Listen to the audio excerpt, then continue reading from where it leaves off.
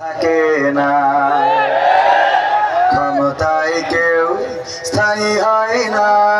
হোক না সে হাসিনা কি বারে না, চেয়ারটা চিরকাল থাকে না।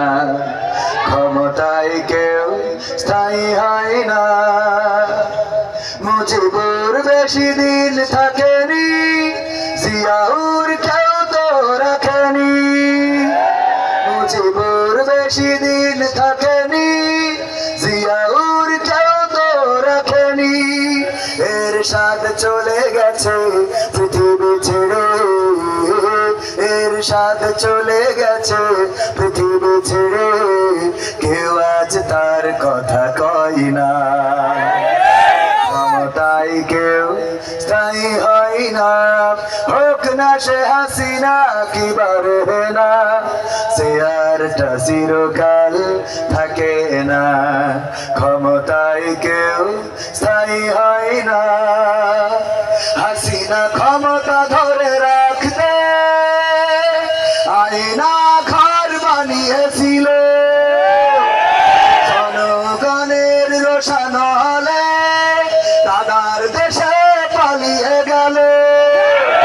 হাসিনা ক্ষমতা ধরে রাখতে আয়না ঘর বানিয়েছিল, জনগণের রোশন হলে দাদার দেশে পালিয়ে গেল। বিবি হারুনের পাশে আর, বিবি হারুনের পাশে আর পরিমণিদের দেখা যায় না। ক্ষমতায় কেউ স্থায়ী হয় না, হোক না সে হাসিনা কি বারে না, চেয়ারটা চিরকাল থাকে না। ক্ষমতায় কেউ স্থায়ী হয় না। ঠিক না বেঠে? এই চেয়ারে আসবেন, বসবেন, চেয়ারের অসৎ ব্যবহার করবেন। বাংলাদেশের তাওহীদি জনতা চেয়ার থেকে নামিয়ে বাংলাদেশ নয় দাদার দেশে তো জায়গা হয়েছে, আগামীতে হয়তো দাদার দেশ পাশের দেশে ঢোকা হবে না। 18 ঘন্টার জার্নি করি আমেরিকায় যেতে হবে। ঠিক না বেঠে? কারণ তাওহীদি জনতার বিপক্ষে দাঁড়িয়ে এই বাংলাদেশে রাজনীতি করা যাবে না। কারণ বাংলাদেশে ইসলামী শক্তি এবং ইসলামী জাতীয়তাবাদী শক্তি তারা যদি ঐক্যবদ্ধ থাকে তবে এই দেশে আর কোন স্বৈরাচার জুলুমবাজ সরকার বসতে পারবে না। কিন্তু আমাদের মধ্যে ঐক্যের ফাটল আছে না নাই? ঐক্যের ফাটল দেখা দিয়েছে। এই ঐক্যের ফাটল এটা কিন্তু ভালো লক্ষণ নয়। এটা যদি চলতে থাকে তাহলে ক্ষতি হতে পারে। ঠিক না বেঠে? চট করে ঢুকে পড়বে। মনে থাকবে কথাগুলো? আমরা যেভাবে এই দেশটার স্বাধীন করেছি এটা বলবো না, স্বাধীনতার রাস্তা পেয়েছি বলা যায়। ঠিক না বেঠিক? স্বাধীন হবে সেই দিন যেদিন এই বাংলাদেশের জমিনে, এই বাংলাদেশের ভূখণ্ডে, এই বাংলাদেশের মানচিত্রে, বাংলাদেশের মাটিতে আল্লাহর দেওয়া বিধান পবিত্র কোরআনের আইন দিয়ে দেশ চলবে। সেই দিন এই দেশ স্বাধীন হবে।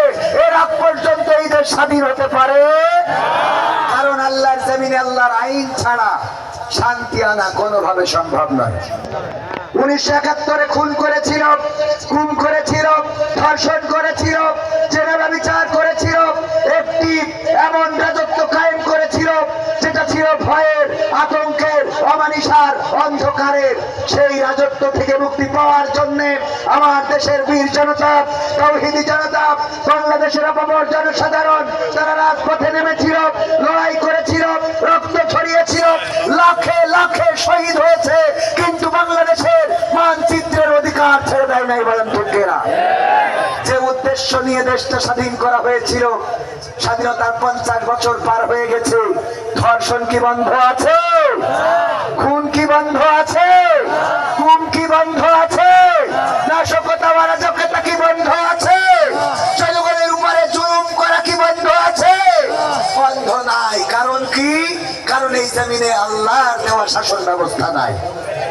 সুতরাং যে যে উদ্দেশ্য নিয়ে দেশ স্বাধীন হয়েছে সেই উদ্দেশ্য যদি বাস্তবায়িত করতে হয় কোরআন কায়েম করতে। কিন্তু দেখা যায় অনেকের কোরআনের সাথে দ্বন্দ্ব আছে, আছে না নাই?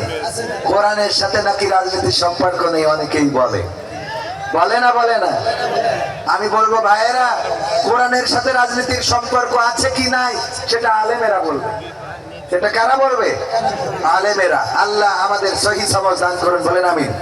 কোরআনের সাথে